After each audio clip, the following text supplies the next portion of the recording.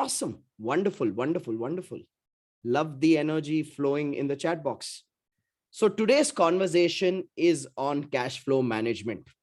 And while we talk about cash flow management, for how many of you, this is a very, very relevant topic. If it's a very, very relevant topic for you, type out me in the chat box. Absolutely relevant, isn't it? Because when we reached out to small and medium business owners and we asked them, what is your number one pain area? Most people, without even a blink of an eyelid, said, managing my cash flows. So we thought, why not start this series of Mera Business, Meri Pehchaan, with enabling you with solutions to deal with your cash flow management issues. So let me break down for you the objective of today's session. The objective of today's session is to help you find an answer to this one question on how can you optimize your cash flows in your business to play the game of growth rather than play the game of survival in your business. How many of you realize that most entrepreneurs play the game of month-to-month survival instead of actually focusing on growth? If you feel that's true, type out true in the chat box. Because if we don't optimize our cash flows, then we are always worried about how will I pay my salary on time, my rent on time, my credit card bill on time, my suppliers on time, how will I take money back home? So today's session's objective is to help you optimize your cash flow so that you play the growth game rather than the survival game in your business. And while that's our objective for today, let me tell you what are the topics we are going to be covering over the next couple of hours. Over the next couple of hours, firstly, we're going to have a common definition and understanding of what is cash flow management. And once we establish a common understanding of what is cash flow management, then I'm going to share with you the 3 most common reasons why businesses struggle with cash flow management. And once I break down for you the 3 most common reasons why businesses struggle with cash flow management, I'm going to go into strategies to help you improve your cash flows by firstly focusing on a set of strategies to help you increase your profit margins. Then share with you a set of strategies to deal with slow payments. And then we are going to share with you a set of strategies to improve the consistency of your sales. Because how many of you agree? If you're able to increase your profit margins, if you're able to deal with slow payments and get timely payments, and you're able to improve the consistency of your sales, naturally your cash flows will improve. If you agree, type out agree in the chat box, everybody. Wonderful, wonderful. I already am in love with those of you who are using the chat box and typing out agree, because that means you are in sync with the conversation and you're exchanging your energy. And for those of you who aren't, there's a beautiful device called a keyboard on your laptop. Make sure you run your fingers on it and respond so that we exchange energy and keep this as a conversation and not as a one-sided lecture. So keeping that in mind, then from there, I want to share with you some business principles for cash flow management. And I can promise you this.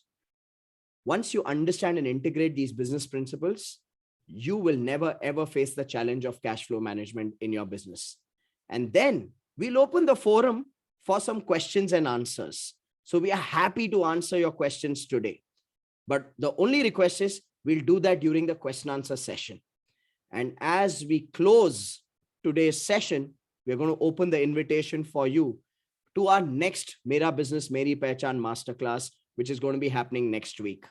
So ladies and gentlemen, let's get started with today's conversation by firstly having ground rules in place so we all have a seamless learning experience. My first request to all of you is to make sure you have a notebook and a pen and you're making a lot of notes, because we don't share the recording of this webinar. This is a live webinar. We expect our participants to participate actively, learn actively, and writing is the best form of learning. Let's face it. So if you're ready with a notebook and a pen, type out ready in the chat box. Wonderful, wonderful, wonderful. And those of you who are not yet ready with a notebook and a pen, quickly go grab a notebook and a pen. You're going to need it to make a lot of notes. My second request to all of you is to participate fully. Lock yourself in a room, sit in a no distraction area. Let your family members, your team members, your customers know you're not available for the next 2 hours, because the next 2 hours is your date with yourself. Okay, so if you've already locked yourself in the room, like how we have True Vet Animal Nutrition typing out already locked, type out already locked in the chat box. Type out already locked in the chat box. So make sure you've locked yourself in a room. Awesome. Wonderful. Love that. Love that commitment. Next, finish what you start. This is a 2-hour conversation. Remember, in business, in life, and in this masterclass, the results happen when you finish. Many people start too many things in their life, but they don't take it to the finish line. Results always happen towards the finish. So make sure you finish what you start. So if that's a commitment, type out finish in the chat box as your commitment. Awesome. Wonderful. Thank you. Next, like I said, I'm sure you will have a lot of questions that will pop up in your mind through the course of today's masterclass. My request to all of you is this: write down the question in your notebook. Do not put it in the chat box during the training because it will distract the flow of the learning. Towards the end of the masterclass, we will do a 15-minute question answer session. And if I cannot answer your questions in those 15 minutes, I will share with you how you can stay connected with me personally and continue to ask me your questions, because our commitment is here to serve you. So if you feel that's a fair way of addressing questions where we don't disturb the flow of the learning and we do question answers towards the end, type out fair in the chat box, everybody. Wonderful. Thank you so much. Thank you for your commitment. And last but definitely not the least, keep your energy high, keep a smile on your face, engage in high energy in the chat box. The chat box is our platform for exchanging energy. So make sure you keep responding in the chat box. When I ask you to type something, you type in the chat box so that we are constantly exchanging energy. So with that, ladies and gentlemen, is your energy high? If it is high, type out high in the chat box. Wonderful, wonderful. I already love this audience. I already love this audience. So let's get started with today's masterclass. And the first thing I want to do in today's masterclass is I want to know a little bit more about your business. So type out for me in the chat box, what business are you building? Type out for me in the chat box, what business are you building? Okay, Kailash is in software, Selva in web development, Fakhruddin in steel fabrication, Kavita is in real estate, Truvet is in merchant export, Harish is in food, Vineet is in CCTV and automation, Bashir in food processing, Rupesh runs a bakery, Deep Monani in jewelry, Bharat Shinde in computer sales and services, Madhav in textiles, Jatin Gandhi in imports, exports, Ganesan in software, Ruchi in corporate gifting, Piyush in low voltage switch gears, Mandar in pharma marketing, Sangeeta in logistics, Pankaj in trading, Leena in corporate gifting, Aruna in human resources, Pradeep in home automation, Ankit in hardware distribution, Gajendra in professional services, Sayan in fintech, Anil in software, Raghavendra in growth marketing. Okay, the chat box is bustling. Guys, we already have about 150 plus participants who've logged in. So if I do not read out your name and what business you're building, it doesn't mean that I love you less. I'm just going through the chat box to see the diversity of the group here today. So we have people in industrial construction, clothing brand, e-commerce, digital learning solutions, import and distribution, fashion industry, designing corporate gifts and handcrafts, packaging, manufacturing, okay, tally partners, chemical distribution, interior design, merchant export, loan consultant. Wonderful, wonderful, wonderful. Firstly, thank you so much for choosing to invest your time. You being here just makes our mission more stronger to add value to more small and medium businesses. So a big, big, big thank you from my side on behalf of Tally, on behalf of ET Now. We're really, really looking forward to this series of masterclasses. So I've understood the diversity of the group. Before I begin, is it okay if I give you a quick background about who I am, where I come from, what I do, so you can decide whether you're in safe hands or not in this learning process? Is that okay, everybody? If that is okay, type out yes or of course. Okay. Truett says, of course. Sachin says, yes. Okay. Vineet says, we know you. Okay. Wonderful, wonderful, wonderful. So my name is Rajiv Talreja, born and brought up in this lovely city called Bangalore. I've been an entrepreneur for more than 16 years now. And over the last 16 years, currently, I'm building these 6 ventures. 5 of them are businesses. 1 is a sports team. So my first venture was Quantum Leap Learning Solutions Private Limited, which I set up in 2006 as a training and coaching organization. And today we are Asia's largest business coaching company, where we work with small and medium business owners to help them scale up their business. My second venture was Dreamcraft Events and Entertainment, which is a corporate events and experiential marketing company. My third venture was Dreamcatcher Investments, which I set up in 2017 with a vision to invest in startups that have the potential to scale. Back in 2017, I invested in a logistics company, which was a 20-member team doing a 20 lakh per annum turnover. In 4 years, I grew that logistics business from 20 members to 2,000 team members and from 20 lakhs to 55 crores per annum. And I sold that business last year to another larger logistics player.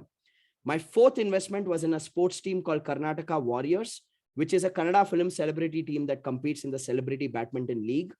My fifth venture is an AI-driven startup called Connects.community, where we help small and medium business owners generate leads. And recently, I joined an e-commerce startup called Zoozle as a director for strategy and business growth. So, ladies and gentlemen, across these 6 businesses today, our collective valuation is more than 2,000 crores. And we love doing what we love doing because we work with small and medium business owners across Quantum Leap, across Connect, across Zoozle, and across Dreamcatcher Investments. So that's my background, ladies and gentlemen. Are you comfortable in taking this learning journey along with me? If you are, type out yes in the chat box. Wonderful.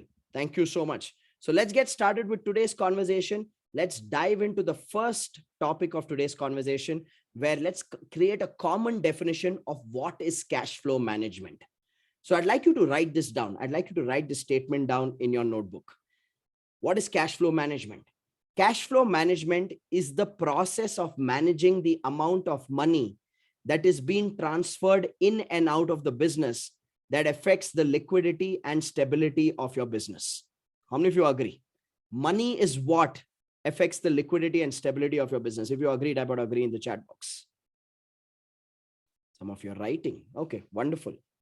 So what we need to master in cash flow management is how do we manage the inflow and the outflow of money in a manner where we are having strong liquid resources with ourselves and we are not getting stuck in cash crunch or liquidity crunch, which is affecting the stability and the decisions of our business.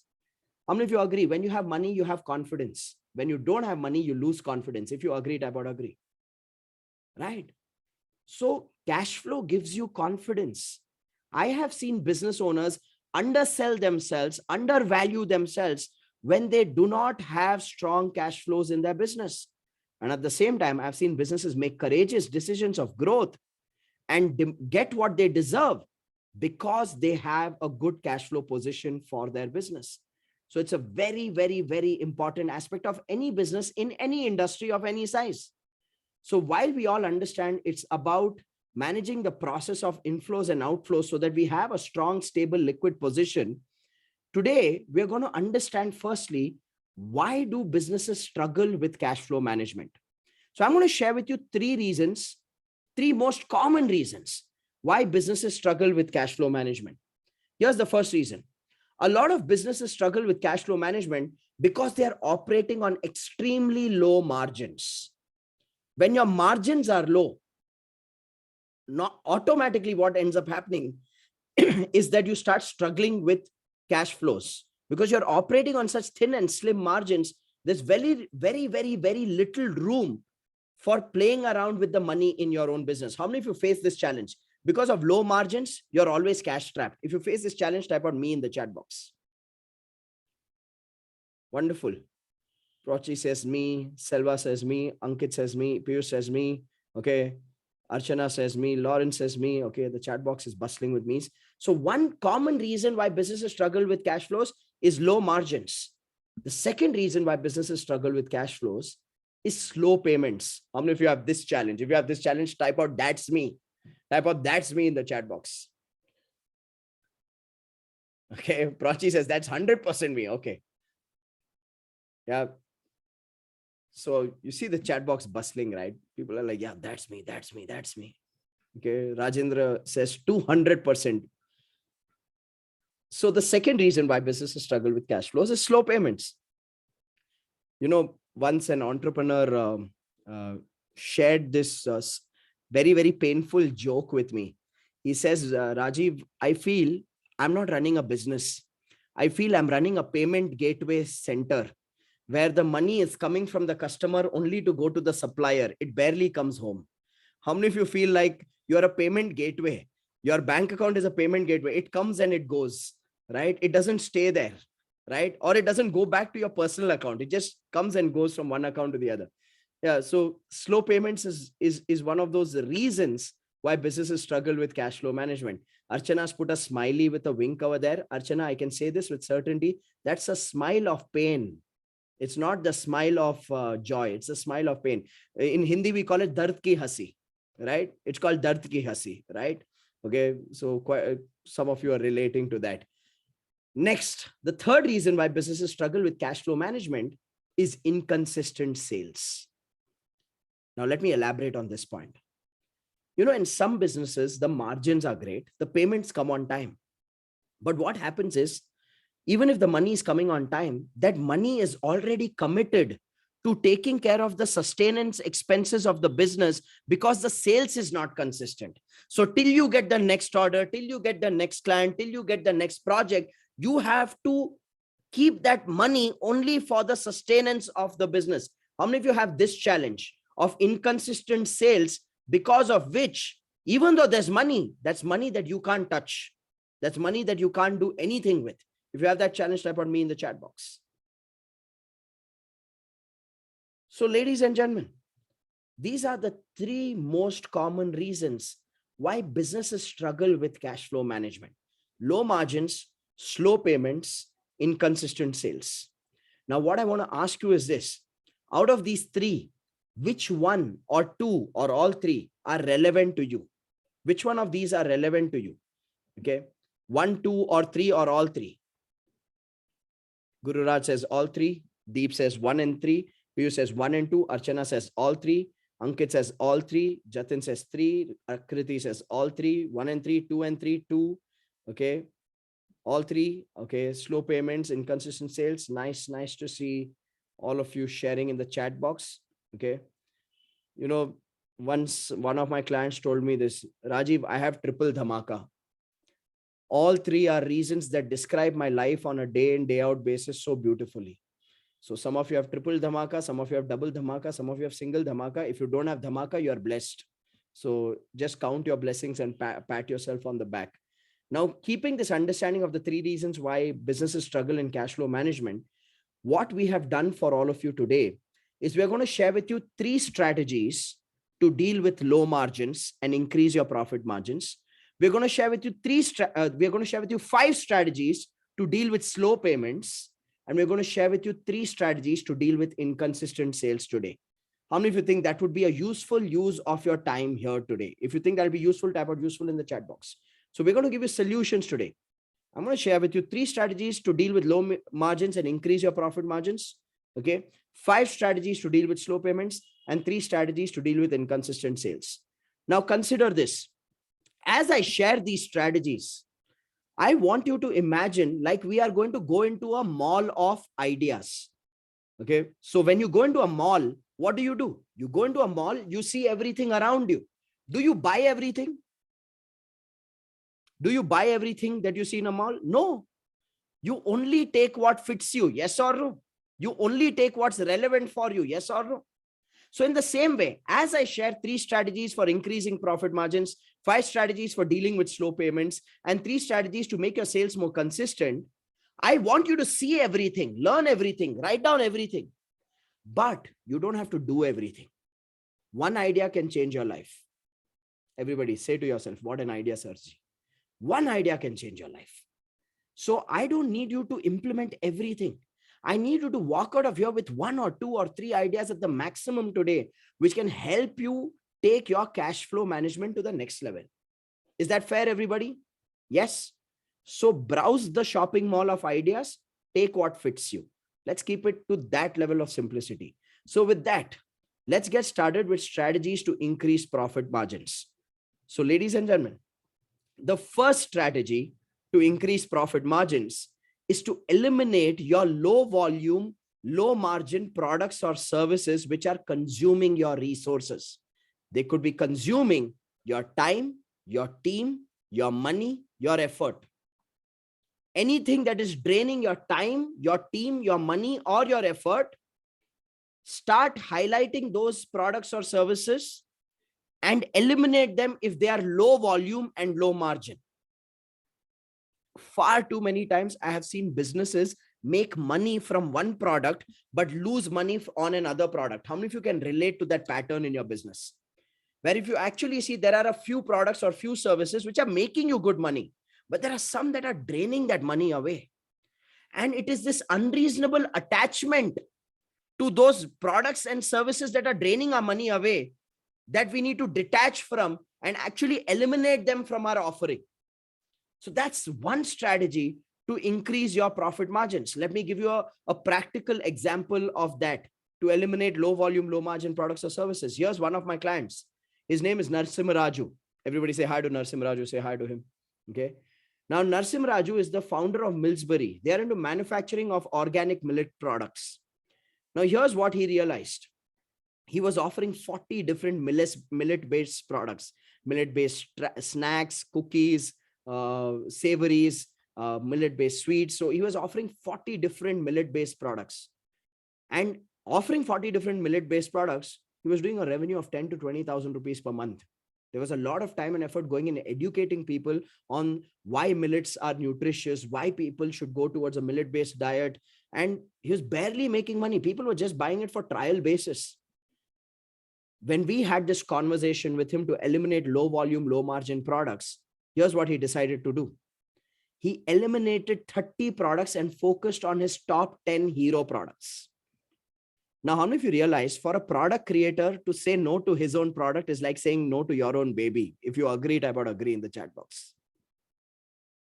But that is a courageous decision required so that you are not wasting your time, effort, energy, and resources on products that the customer or the market is not openly accepting.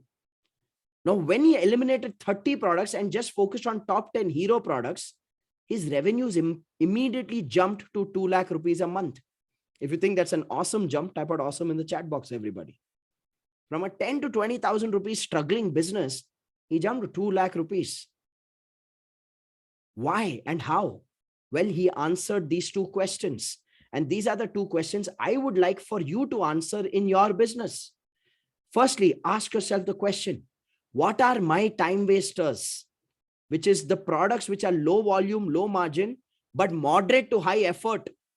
So ask yourself, what are my time wasters? That is low volume, low margin, but moderate to high effort products or services, which I need to eliminate. How many of you can think of at least one or two products or services in your business, which you feel fall under this category of time wasters, where the volume is low, the margin is low, but your effort to sell it and service it is moderate to high? If you can identify even one or two, type out me in the chat box. Type out me in the chat box, just for me to get a sense that how many people this strategy is relevant to. Okay, Prachi says me, Archana says me, Rupesh says me, Ankit says me, Rajendra says me. Wonderful. Okay, Swati says me, Kavita says me. Okay, so I want you to make that decision. Okay, I want you to make that decision of eliminating those time wasters. And ask yourself, what are or which is my top performing products or services which I need to focus on? Optimize your strengths to increase your margins. You know, sometimes we have this FOMO factor, fear of missing out. Oh, if I don't sell this product, then what if the customer needs it? Then they'll go to a competitor. Well, let me tell you something. If out of 100 customers, one person needs that product, you rather not sell that product just for the hope of one person buying it from you. So that is the first strategy to eliminate low volume, low margin products, eliminate your time wasters so you can optimize your returns on your hero products. If you got that, type out got it. Wonderful. Thank you so much. Now let's look at the second strategy. The second strategy to increase your profit margins is to explore a product or a service funnel. Everybody write that down in your notebook. To explore a product or a service funnel. Rahul, questions in the question answer session. That's a good question you've asked me. Let's do questions in the question answer session. Last 15 minutes. Is that okay? Wonderful. Thank you so much. So, ladies and gentlemen, the second strategy to improve your profit margins is to focus on creating a product or a service funnel. Now, what is a product or a service funnel? Let me give you an example of this. Okay, everybody say hi to Juzair. Say hi to Juzair. Come on, wave your hands wherever you are or type hi in the chat box to Juzair. Now, Juzair is one of my clients who runs a business called Badshah Traders. He's into trading of agricultural and cattle products. Now, let me give you an insight into Juzair's business model before he implemented this strategy of creating a product or a service funnel. So before Juzair implemented this strategy that I'm sharing with all of you, he was only offering his primary products. What were his primary products? Juzair basically traded in products ranging from insecticides, pesticides, cattle feeds, and seeds. Okay. That was the primary product, primary offering that he was known for in the market. Now, his customers were not aware of the variety of products available which could enhance their farming for them. And as a business, their stocks were not fully utilized because the walk-ins were pretty low to his wholesale store. Okay. So this was his problem, that the customers came in with a single-minded focus of just buying what they need. They were not willing to explore the other products that were there. And also he had a lot of unsold inventory because the walk-ins to his wholesale store was pretty low. Now, he was doing a turnover of 6.4 crores per annum before he explored creating a product or a service funnel. Now, let me tell you, what did Juzair do? Here's what Juzair did. What Juzair did was he added seminars on modernizing agriculture for farmers and dealers and gave low price samples as an easy to buy product or service offering. So here's what he did. He marketed, he had WhatsApp groups where there were farmers. Okay. And on those WhatsApp groups where there were farmers, he marketed saying, hey, you can join our seminar, our webinar on Zoom on modernizing agriculture. It's an exclusive webinar for farmers and dealers. And if you join our seminar by paying X amount of fee, say 500 rupees or 1000 rupees, we also give you samplers of some of the latest insecticides, pesticides, cattle feeds, or seeds. Now, for a person, for a farmer or a dealer in agricultural products, paying 1000 rupees, getting education, and also getting some samplers of some new range of products, is that a good deal? Yes or no? Type out for me. Is that a good deal? You're getting education as well as you're getting samplers. Absolutely good deal. No brainer. Now, some of you I know are thinking, Rajiv, will farmers attend a Zoom webinar? See, if you're thinking, will farmers attend a Zoom webinar, then I must tell you that your perception of farmers is that of what you saw in the movie Swades, where Shah Rukh Khan takes a train and then takes a boat and then goes to this malnutrition farmer who has no touch with civilization. The farmers in our country are way ahead and way advanced. Okay. And they're on WhatsApp groups. They're attending Zoom meetings. If uncles and aunties can play Ludo on Zoom during the lockdown, well, our farmers are way ahead. So let me tell you, it worked for Juzair. So now this was his easy to buy. Why do I call it an easy to buy? Because it's a no-brainer. It's a no-brainer.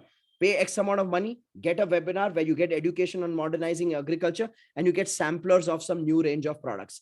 That's why it's called a easy to buy. It was an absolute no-brainer for his farmers and dealers. Now, what did he do?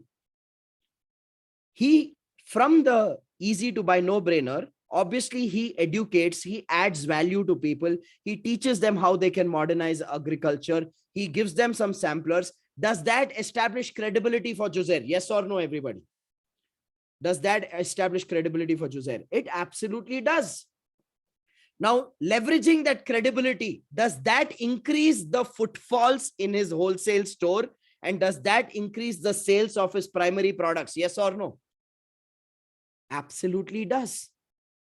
So now he has easy to buy seminar on modernizing agriculture with samplers. His primary products remains the same, which is his wholesale trading business of insecticides, pesticides, cattle feed.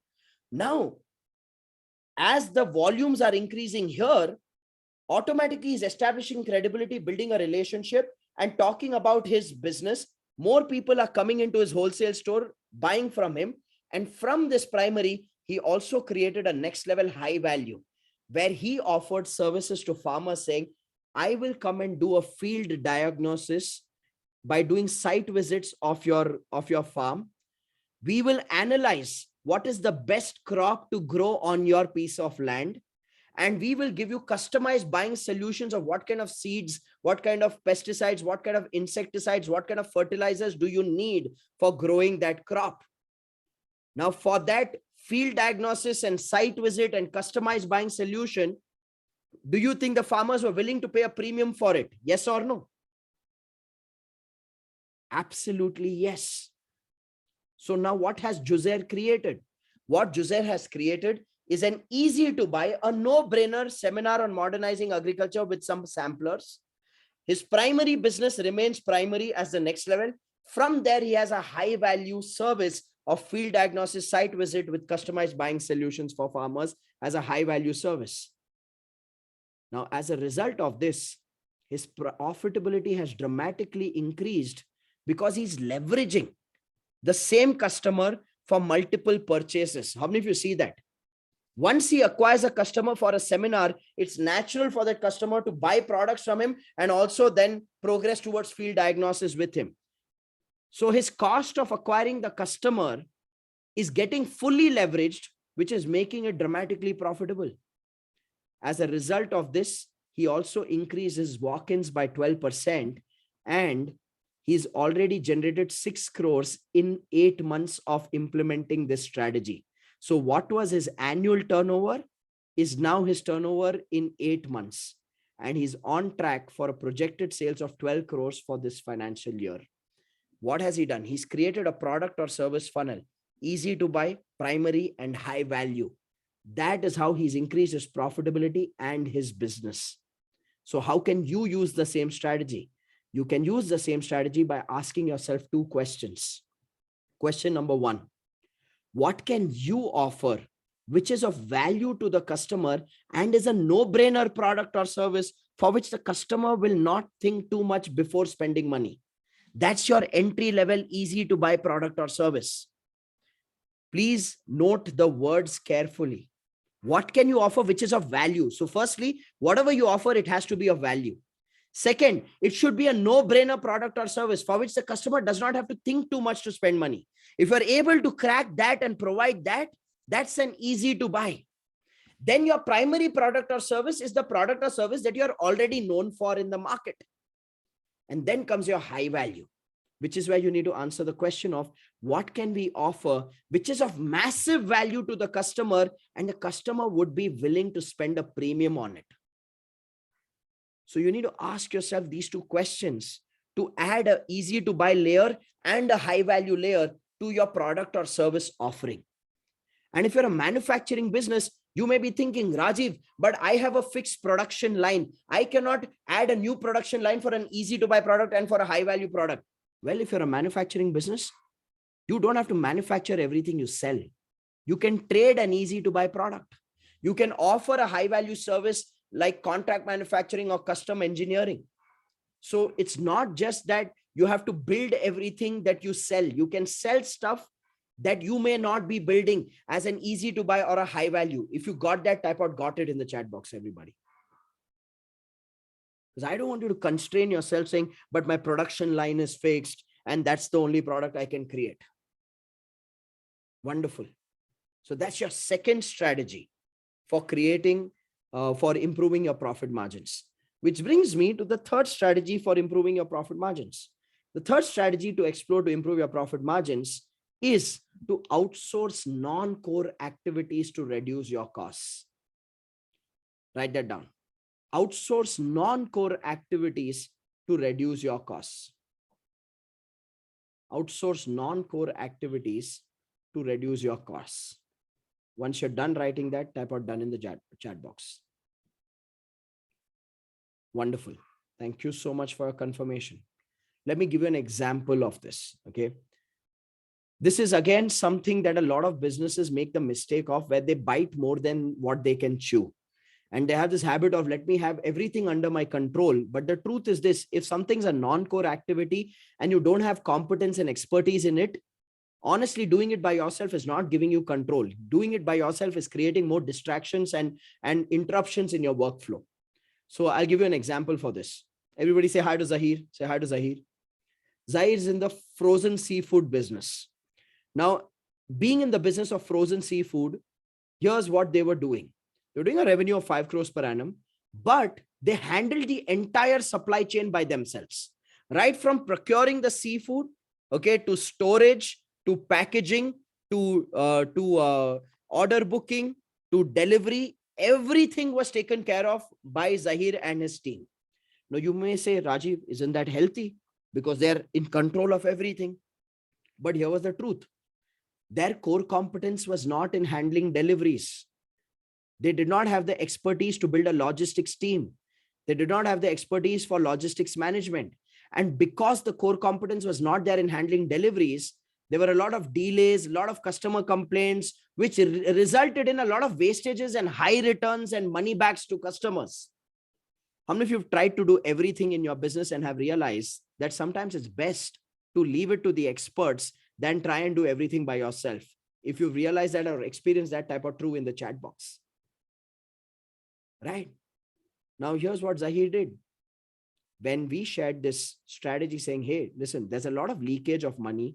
There's a lot of wastage of your product. There's a lot of customer complaints, which is deteriorating the experience of the customers and the brand value of the business.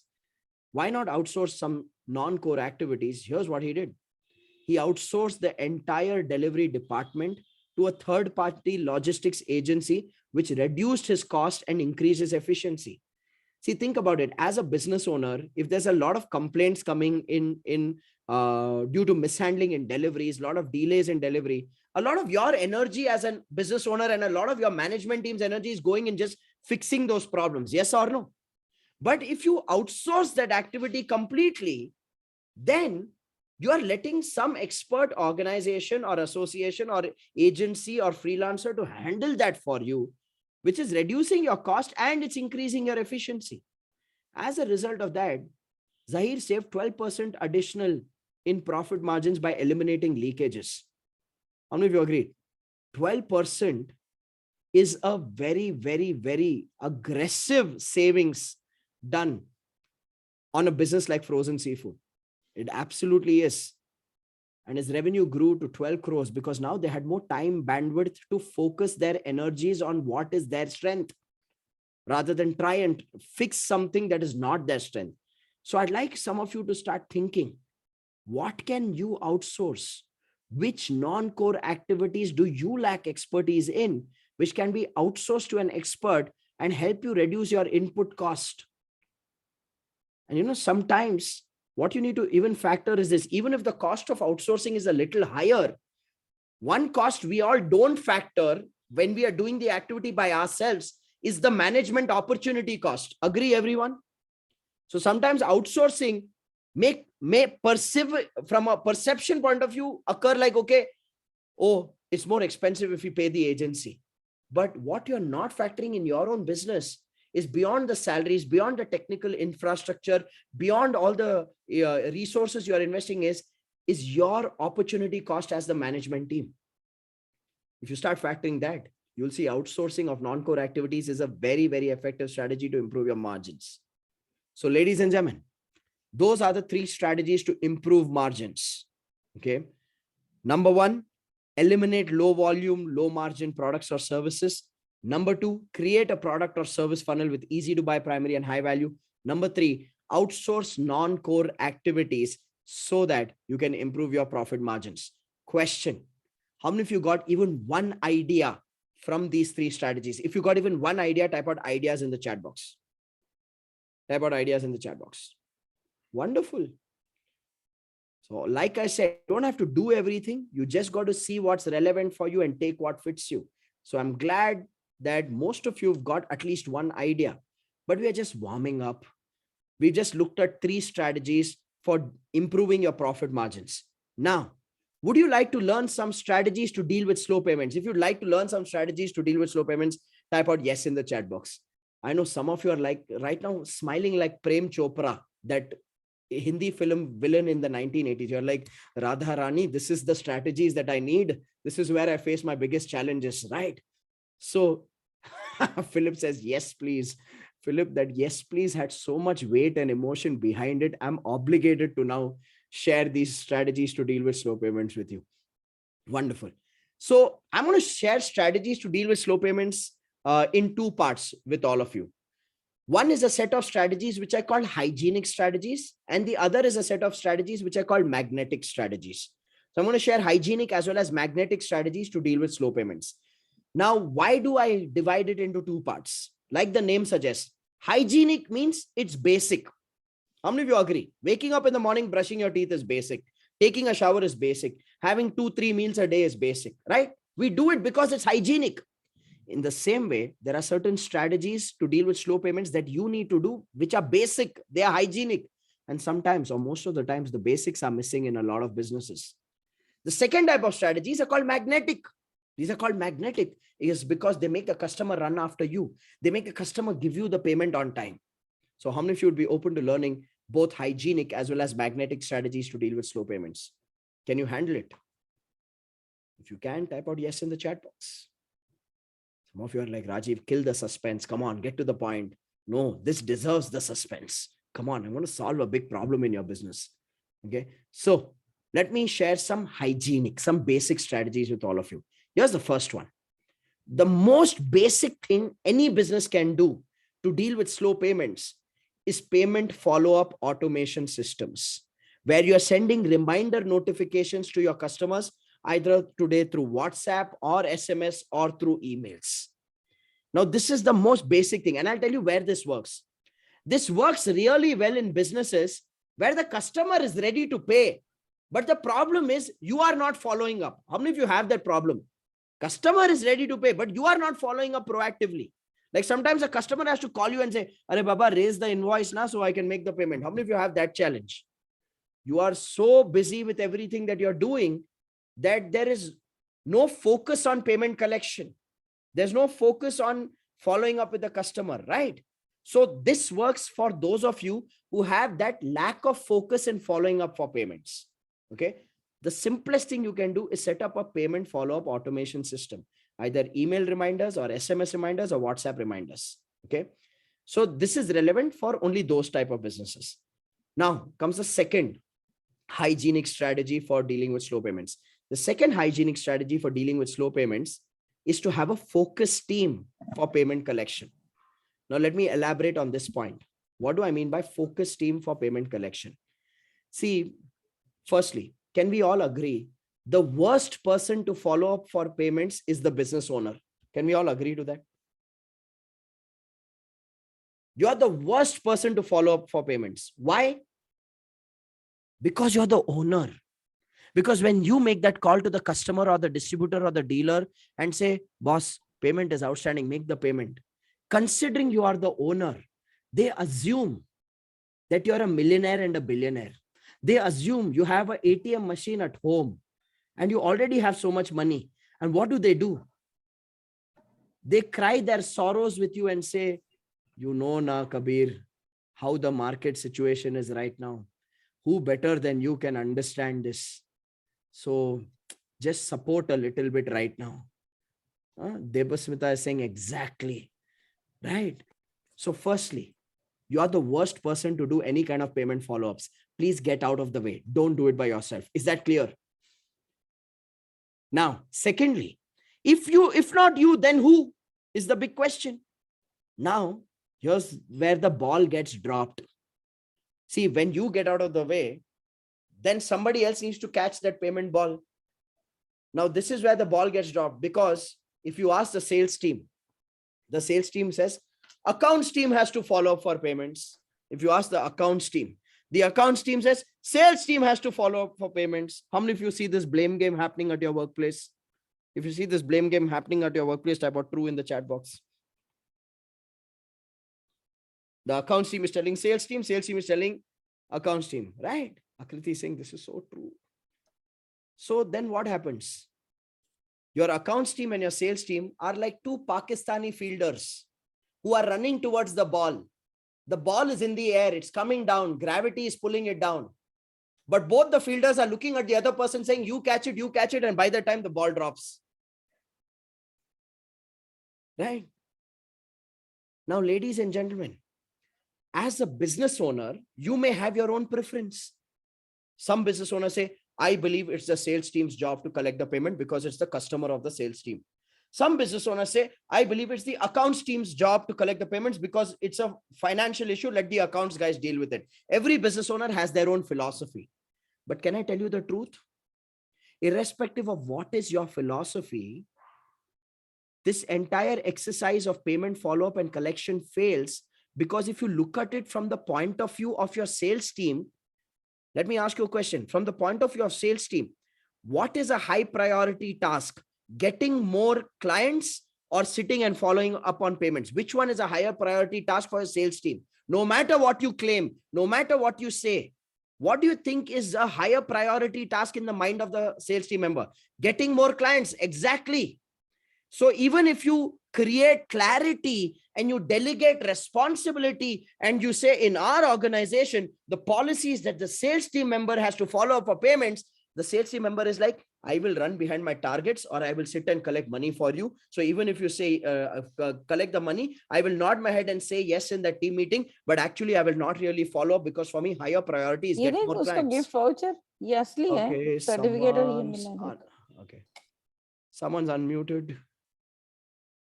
How did that happen? Okay. रुकावट के लिए खेद है. Now, so the sales team, their high priority is get more clients. Even if you set a policy saying you collect payments, they will not prioritize it. Now, let's look at it from the accounts team perspective. If you create a policy saying the accountant has to follow up and get the payments, for an accountant, what's a high priority task? Sitting and doing the data entry of all the transactions of the business, preparing reports for the business, collecting bills, vouchers, challans, or following up on payments? What do you think is a higher priority task for them? The first one, right? Sitting and handling the accounts of the business is a higher priority task for them. So ladies and gentlemen, how many of you realize, even if you create clarity of who needs to do this, if it's not a high priority task for that individual, then the ball will get dropped when it comes to payment follow-ups and payments collections. If you agree, and if you've experienced this in some capacity, type out true in the chat box. Right? So let me give you, in what context is this strategy of having a focused team for payment collection relevant? Okay. Let me give you, in what context is this strategy of focused team for payment collection relevant? I recommend having a focused team for payment collection if genuinely the cost of not collecting the money is high for the business. See, in some businesses, if the payments is outstanding in the market, it doesn't hurt the business owner because there's enough business. They have enough business. But if money not coming in on time is hurting you financially, it's worth it to spend some amount of money and get a qualified person, a good, competent communicator to take care of payment collection for the business. Like I had a real estate client, one of Bangalore's biggest real estate companies. They reached out to us and they said, Rajiv, we have a challenge. We said, what's the challenge? They said, Rajiv, we have 1,150 crores outstanding payments to be received from the market. So can you help us collect this money? So we did an internal analysis of their business and we saw this challenge. Accounts team is thinking a salesperson has to do it. Salesperson thinking accounts has to do it. We said 1,150 crores outstanding payable where the due date has been crossed is a big amount of money. We said, let's just set up a payment collection department. They said, oh, payment collection department. We never thought of that. But I'll tell you, that's your solution. If you have that much money laying in the market, you need someone to be focused like a hawk to keep following up. They set up a payment collection department. We created scripts for them to follow up on payments. And just setting that department up, within 60 days, they collected 850 crores out of the 1,150 crores, which is a blessing in terms of cash flow for a real estate company. So sometimes the customer has the money to pay. It's just that you don't have a mechanism to ask for that money. So payment follow-up automation, focus team for payment collection, you see what's relevant. If it's worth it to put a person on the job for this, please do it. Don't hesitate. Which brings me to the third hygienic strategy. The third hygienic strategy to deal with slow payments is exploring bill discounting. Now, this is very, very relevant in high value contracts and high value projects, especially in a B2B environment. Today, you have private finance, microfinance companies who are happy to take the approved invoices of your customers and make the payment to you immediately, knowing that your customer is a reputed organization from whom the payment will certainly come. And they charge you a commission on that. And it works for businesses as well.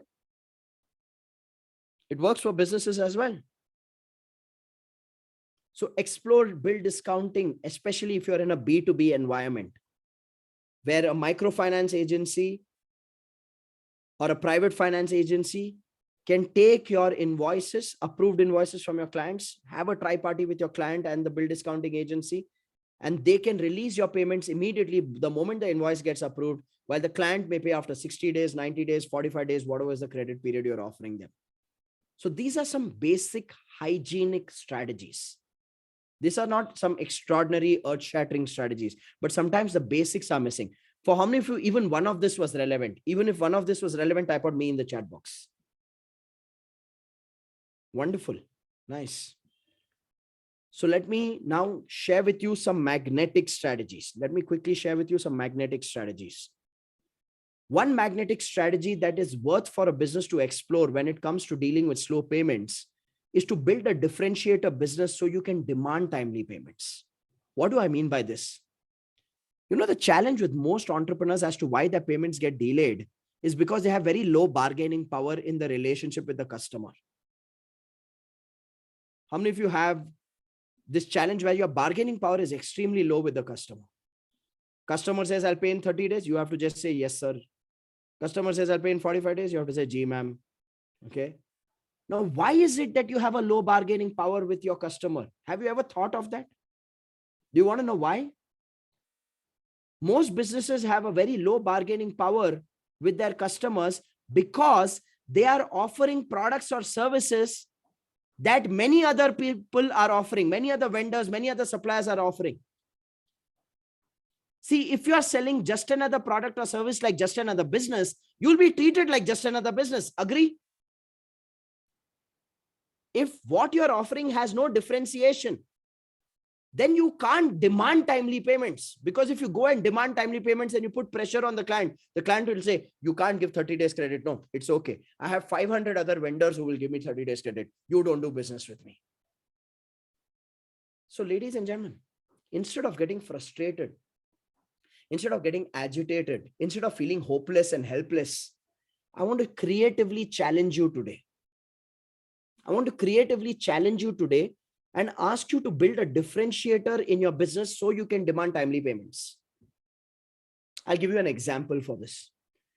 Earlier in my introduction, I shared with all of you that one of the businesses that I run is a corporate event management company called Dreamcraft Events. Now, when we started Dreamcraft Events in 2007, 2008, we were one of the earliest event managers in Bangalore, where we used to do conferences, award ceremonies, product launch events for large corporate brands. Now, we started doing events, and at that time, customers used to pay us an advance. They used to pay us the balance amount on the day of the event or within 7 days of the event. Now, what started happening is this. By 2015-16, every street in the city of Bangalore had 5 event managers. Where I have my office, there are 4 other event managers have their same office on the same street. Now, obviously, when the supply increases, the supplier loses bargaining power. Now it becomes the customer's market. And from 2015-16, we started seeing a trend. We would go to large organizations. They would say, we have a procurement policy and we have a payment policy as per our procurement norms. And as per the payment policy, you will have to raise the invoice after the event and we'll make the payment 60 days after the invoice is received. Now that is becoming the norm of the industry. Slowly you realize everyone around you is willing to give 60 days credit period. Then after 60 days, you follow up on the payment and the department head you are coordinating with says, oh, we've not yet received your invoice. And then you in panic, you send a screenshot of the email and say, invoice is attached there. They say, oh, sorry, I missed that email. Now we are going to upload it on our internal procurement software. And 60 days after this, we will make the payment. You feel like killing yourself by then. Yes or no? How many of you face these kind of challenges? It's painful. It's painful, right?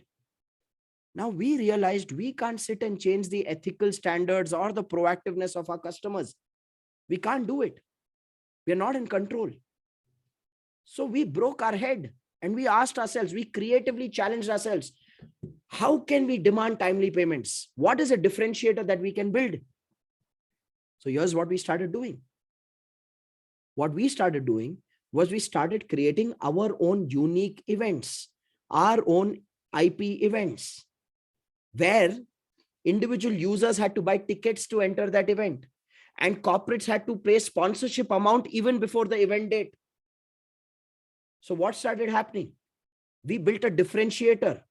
We built conclaves, we built conferences, we built festivals, we've built exhibitions of our own.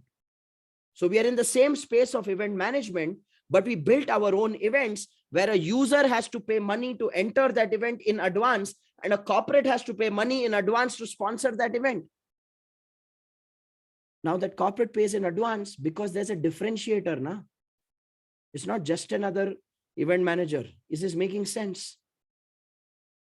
I don't expect you to come up with a strategy right now for your business, but I want you to challenge yourself creatively and push yourself to create a differentiator. It may take you 3 months, 6 months of brainstorming, researching, finding opportunities in your industry where you can create a differentiator where you can demand timely payments. But how many of you agree that it's worth it to do that creative pursuit to figure out what can be that differentiator? If you agree it's worth it, type out agree in the chat box. Why hold a begging bowl for your own money? Why do that? Why not do business with dignity and grace? So build a differentiator. Don't be just another business like just another business. That's what will make it magnetic. Next, another strategy for dealing with slow payments is to create a why buy and pay now offer. Everybody write this down. Create a why buy and pay now offer. What is a why buy and pay now offer? It could be discounts. It could be bonuses where you tell a customer, if you buy now, you get these bonuses. It could be some schemes for your dealers and distributors or your channel partners. It could be some free shipping or free logistics support that you'll give if they buy now and pay now. It could be any value addition that you can add if they buy now and pay now. When you create such offers, when you create such discounts, bonuses, schemes, shipping or value addition, it compels the customer to make the payment. Yes or no? So I'll give you an example for this. Let me show you a demonstration of a why buy and pay now offer. Okay, let me show you a demonstration. Here's one of my clients, Sachin. Sachin Agarwal is the founder of Massimo Batteries. They're into batteries and UPS. They do their own manufacturing, and then they have a distributor network, and then they have a dealer network. Now, one of his biggest challenges was this, that the distributor and the dealer would say, "Maal rakho, jab bikega tab paisa leke jana." How many of you have that challenge where your channel partner say, "Keep the goods here. If it sells, I'll pay you money." And sometimes even if it is sold, you don't get the money, right? Now, Sachin had that challenge. So what did they do? To take care of their cash flows, they created simple schemes and offers. Like this is a sample of a scheme he created. He said, let's go to the city of Nizam's Hyderabad, scheme valid till 31st January 2022 only. On the sale of only 16 batteries, get a stay in a star hotel, cocktail dinner with music, Ramoji Film City day tour, and a factory visit to the Massimo factory. Do not miss the chance to see your own Massimo factory. Note, the scheme is exclusive for Chennai, Bangalore, and Hubli distributors, Hubli dealers, while through Volvo bus. Now, for a dealer, for a battery dealer, he's looking at it from the point of view of 16 batteries. Now, done. I'll buy and I'll make off the payment. I'll get this reward of going to Hyderabad. Now, it's not like he's flying them to Hyderabad. It's only for dealers in Chennai, Bangalore, Hubli. He has about 400 dealers collectively in those three places. Out of those 400 dealers, even if 200 of them participate in the scheme and they sell 16 batteries each, or they buy 16 batteries and make the payment to the company, that's 3,200 batteries sold. It's a low-hanging fruit, but 3,200 batteries money coming in advance is a good chunk for Massimo as a brand. It's a why buy now and pay now offer. Is this making sense, everyone? Yes? Wonderful. So those are your 5 strategies. Akriti says this is brilliant. Thank you, Akriti. Those are the 5 strategies for dealing with slow payments. Okay. Number 1, make sure that you have a payment automation system for reminders. Number 2, hire a focused sales team if it's a significant need in your business. Number 3, explore bill discounting. Number 4, make sure you build a differentiator where you can demand timely payments. And number 5, create a why buy now and pay now offer. How many of you got even one idea out of this? If you got even one idea, type out ideas in the chat box. Wonderful, wonderful, wonderful. Thank you. Next, let's explore some strategies to improve the consistency of your sales. So we've shared with you 3 ideas to improve profit margins, 5 ideas to deal with slow payments. And now I'm going to share with you 3 ideas to improve the consistency of sales. Firstly, before I go there, whatever information I'm sharing with all of you so far, is this of value to you? If it is of value to you, type out value in the chat box, everyone. Awesome. So all of you owe a big thank you today for Tally and ET now for doing this initiative to support SMEs. So can you type a quick thank you for Tally and ET now? You can thank me later. First, we'll thank Tally and ET now. Okay. Awesome. Wonderful. Wonderful. Next, let's dive in to explore some strategies of improving the consistency of your sales. So here's the first strategy to improve the consistency of your sales. The first strategy to improve the consistency of your sales is to focus on consistent marketing.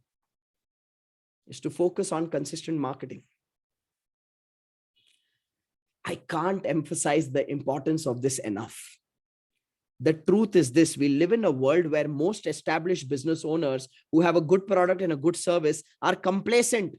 They're complacent because they think my product is good. No, my service is good. No, customer will automatically come. No, today we live in a world where you got to be out there consistently marketing, consistently grabbing the attention of your target customer, consistently adding value and establishing credibility with your target customer. So focus on consistent marketing. How do you do that? Okay, I'll give you an example. Here's Alpesh Vaghasia, one of my clients who's into IT solutions and gaming development. Now, his biggest challenge was this: as an IT services business, he was seen just as another IT services business, like one of those IT services business. Like he did not command any brand value, any differentiation. He was just seen as just another IT services vendor.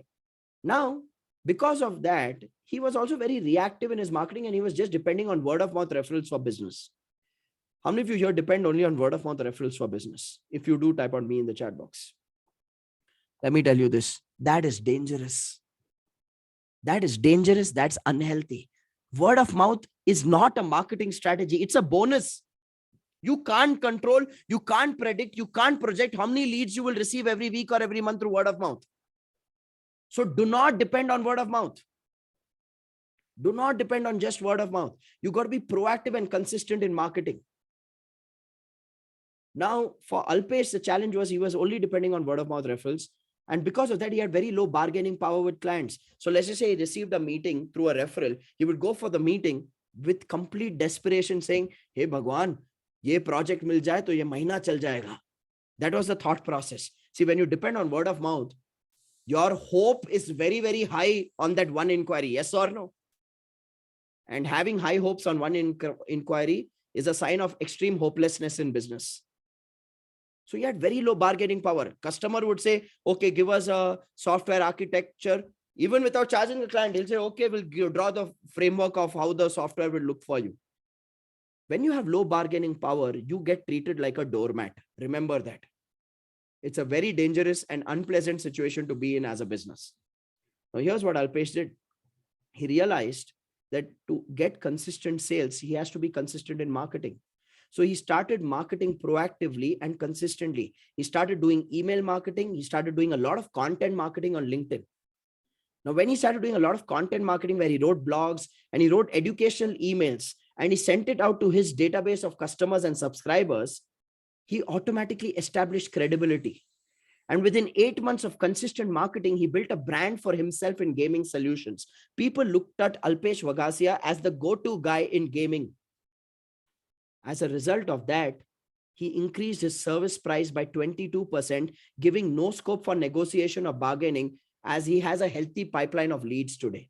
How many of you agree? When you have a pipeline of leads, then you're not desperate. You can hold your price and tell the customer, this is the price, take it or leave it. Of course, you got to say it with kindness. But the truth is, when you have When you're marketing consistently, you have a consistent pipeline. When you have a consistent pipeline, you have confidence. Yes or no? So he's been able to increase his pricing by 22% with zero scope for bargaining. Now,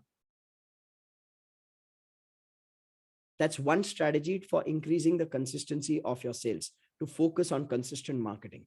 The second strategy to improve the consistency of your sales is to explore sales channels. Everybody write that down. Explore sales channels. Write down: direct, digital, distributor, dealer, or franchise networks. Explore sales channels: direct, digital, distributor, dealer, or franchise networks. Once you're done writing this, type or done in the chat box, so I'll elaborate on this point.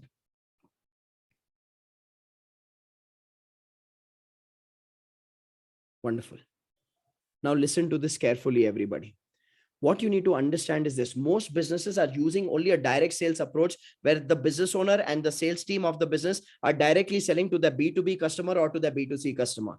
Direct is one approach, where you and your sales team approach B2B or B2C customers and sell your products or services to them. But beyond direct, there is potential today for digital selling as well, where you can build your own e-commerce website, or you can list yourself on e-commerce marketplaces, or you can use affiliate marketing and use influencers to sell your products or services. So there are so many opportunities in digital, where you are able to penetrate a market where you may not have a physical geographical presence. So direct is one, digital is another one. And another one is to create a network of distributors, dealers, wholesalers, retailers, or franchisees.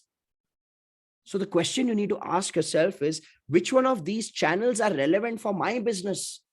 And am I present in all the channels which are relevant for my business? And am I optimizing the channels where I'm present?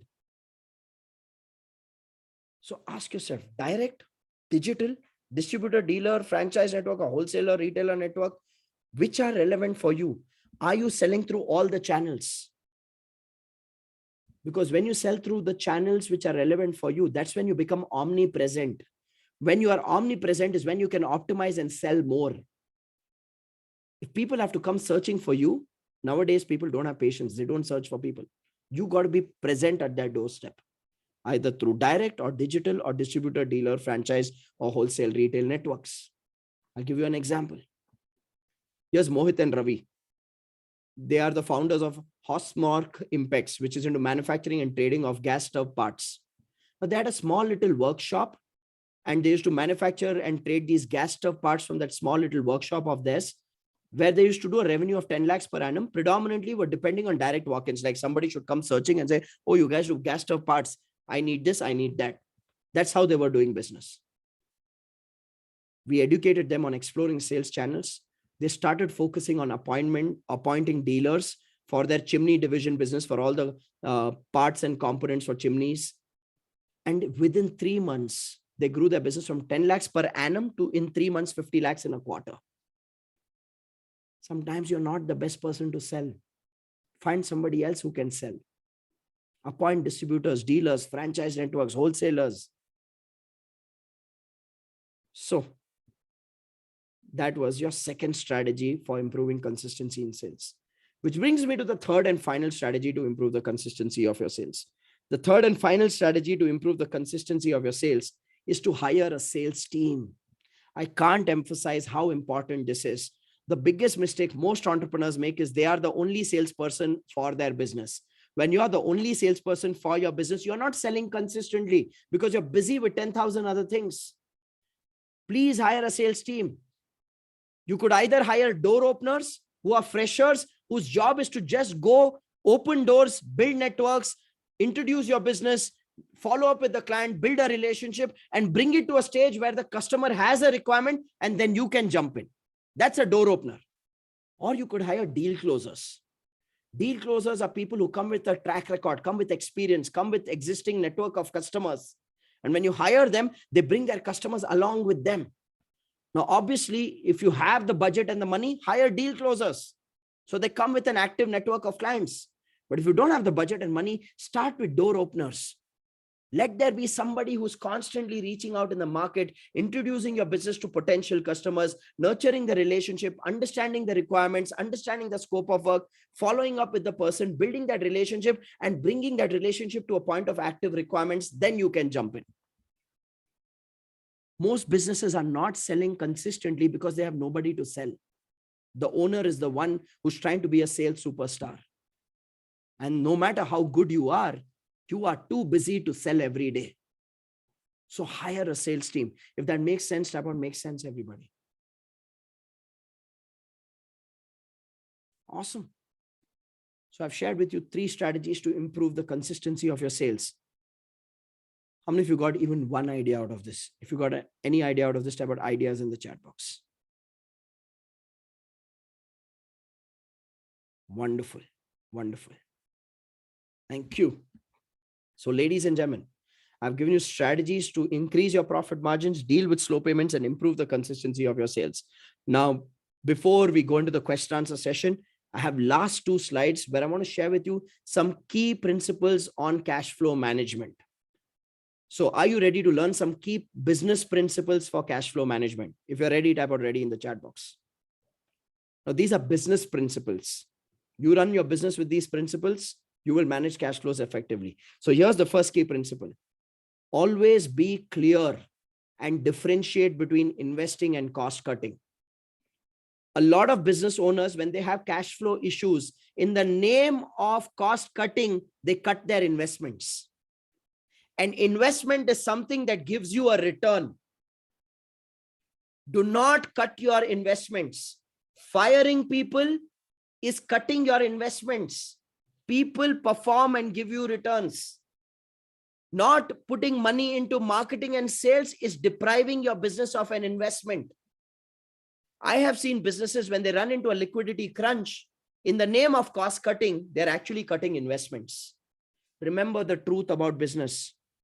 You cannot build a successful business being saving focused. The only way to build a successful business is to be growth focused. So ask yourself, this money that I'm spending, is it an investment or is it a leakage? If the answer is it's going to give me a return, then it's an investment. Don't shy away from it. Don't shy away from investing money, even in your tough times, because that's the only way you'll come out of your tough times. If that makes sense, type on makes sense. A lot of businesses get confused. In the name of cutting costs, they cut investments and they wonder, why are we not growing? They're digging a deeper hole for themselves then. So that's a key business principle to keep in mind. Be growth focused, not savings focused. Second, build business generating skills. The unfortunate reality is this: most entrepreneurs and most businesses are only good on the product or service skills. They're good at creating that product. They're good at delivering that service. But when it comes to business generating skills like marketing and selling, they're clueless. So please be proactive about adding customers rather than losing bargaining power by depending on your existing customers. I know a lot of business owners who don't focus on marketing and selling because they say, Rajiv, I have enough business from my existing clients. Enough business from your existing clients is a curse over a period of time, because your existing client realizes that you're dependent on them. And the moment they realize you're dependent on them, they start bargaining. They start reducing your profit margins. They start delaying payments, and you start dancing to their tunes. How many of you have this challenge where your business is only dependent on your existing customers, and because of that, you're fully hijacked? It's no longer your business. You're just a support organization then. But if you're proactive on marketing and selling, you're proactive on adding customers, you're proactive on building your business generating skills, let me tell you one thing: your existing customer will never take you for granted, because they know that their margin of error is very, very small. They can't mess with you. They can't mess with your payments. So build business generating skills. Don't just be product or service focused, be marketing and sales focused as well. It really goes a long way in improving your cash flows. Next, remember this principle. First who. Always put the who first. Who you work with is more important than how much work you get from a person. If you have a dangerous customer, you know who's a dangerous customer? A dangerous customer is a customer who's a kashta amar. They keep the kashta amar in your life. No matter what you do for them, they are not grateful. They are constantly criticizing for the sake of criticizing. They're delaying payments, making deductions. Please run away from such people. Perceptionally, they may be giving you big orders, but for the amount of energy that they drain, it's not even worth it sometimes. So as a business owner, please do business out of self-esteem and self-respect. If a client is compromising on that, it's worth it to not have such a client. First who, then how much. Now, I agree, you require a lot of courage to do this. Courage is a very rare commodity, but be courageous. That's when you take charge of your life and your business. Next, win-win or no deal. Keep a simple premise. If the deal is not a win for you and not a win for the customer, it's okay to not get into that deal. Don't undersell yourself. Don't undervalue yourself, because you're not just underselling and undervaluing yourself. You are actually developing low self-esteem when you get into projects where you are underselling and undervaluing yourself. Keep the principle simple. It's either a win-win or it's no deal. Which brings me to the fifth cash flow management business principle. Listen to this carefully. Always carry cash and profit consciousness. Earning money is more important than rotating money. And unfortunately, today, most business owners see their key metrics as rotating money, not earning money. When I talk to so many entrepreneurs who I coach or support, in the initial stages, one of the most common challenges I see is that they don't even know how much money they are making. They're just going with the flow.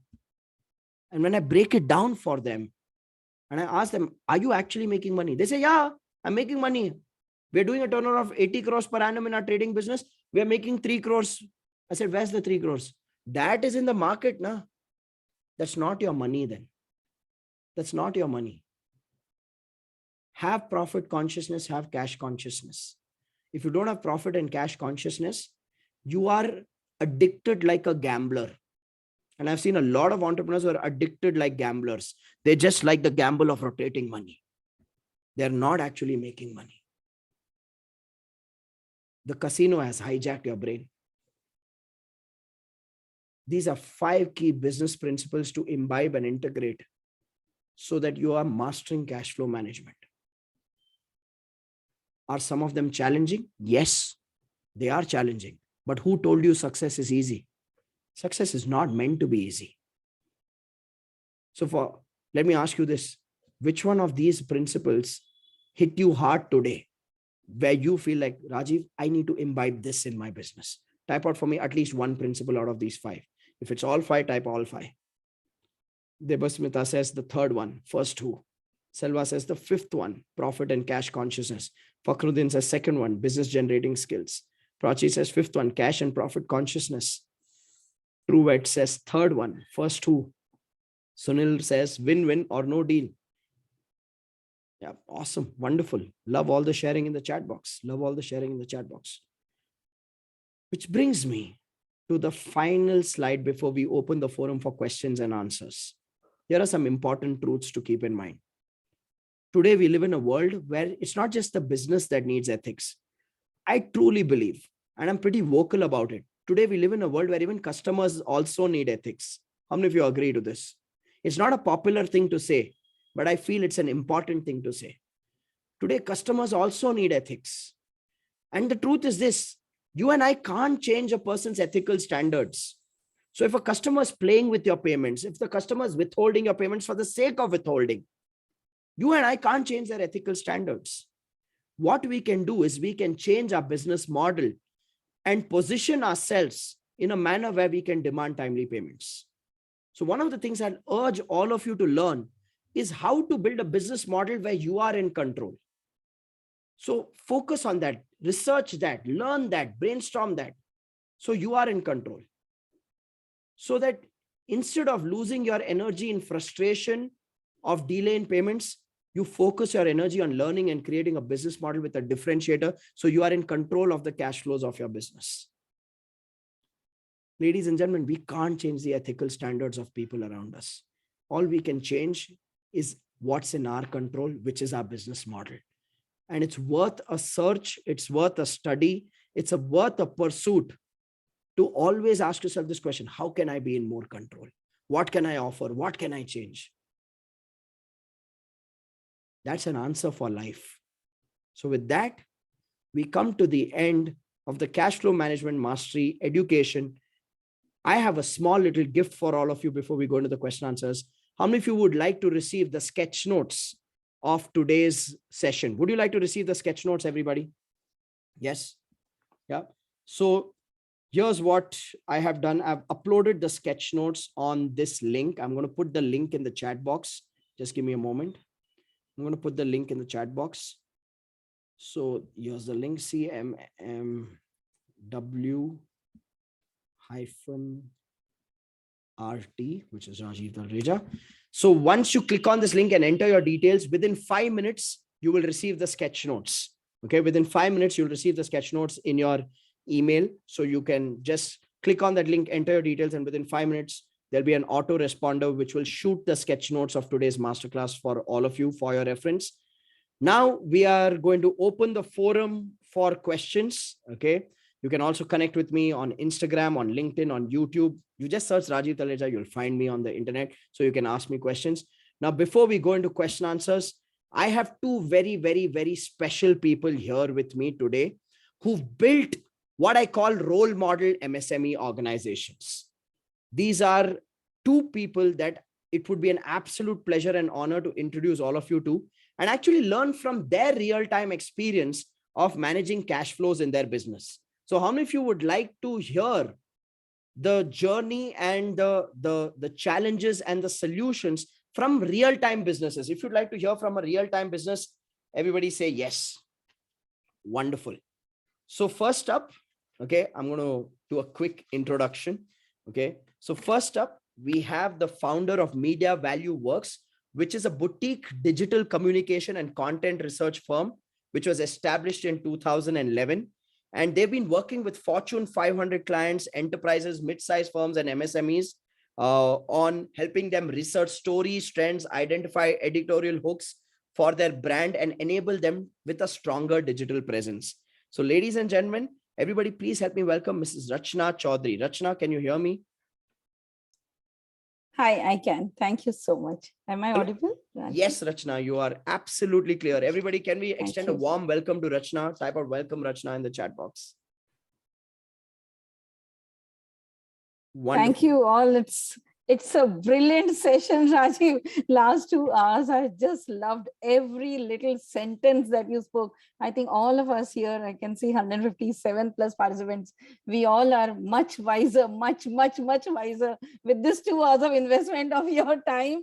And I think this kind of session, if probably I would have had 8-9 years ago, probably my cash flow situations would have been far different than what I've learned my own way and the journey on business transformation. I'm just grateful to Tally and ET now to create this platform so we could add value to organizations like yours. Lovely. So Rachna, I have a couple of questions. As an organization which is into the digital communication space, what are some of the challenges you face in the context of cash flow management? Would you like to elaborate or highlight that? Sure. I'll quickly summarize this. So like you mentioned in between, there's an industry level challenges which you cannot change. And there is your own little challenge that you want to live with and grow it out of it. So the journey of any organization, when it grows, maybe the 0 to 3 years, has a different pattern, maybe 3 to 5 years different pattern, and then you would have learned the hard way, then you know how to resolve it, and maybe 6th year onwards you know how to take it up, and then it's a stable up then thereafter. So I would really recommend all our entrepreneurs to not feel discouraged at any point in time in what you're doing, because there is sunlight. You need to just learn it the day, implement it, and then it is onwards a successful journey. So in my case, we and this is also a replica of what the industry has transformed with. In marketing, we all have seen how digital penetration happened in the last decade. Earlier, we always had these traditional print media and the radio and the TV channels, and the outdoors and all that was a different ballgame. But in the digital communications and the digital marketing strategies, with the plethora of opportunities that opened up, the clients had 2-3 core requirements. Some of these payments for those services were very long cycle ones. And those are typically monthly, then it is 90 days, then it is 180 days, it goes on and on.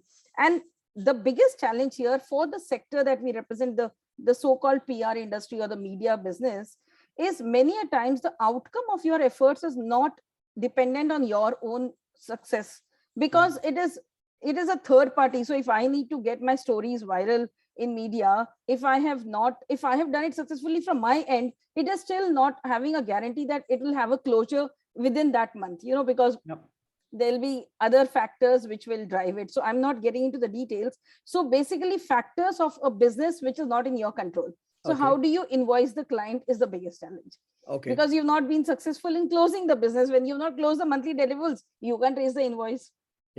This is the big challenge. We introduced smaller pockets on services and made it very digital centric, started some platforms and landing pages, and started getting clients with low ticket and high volumes.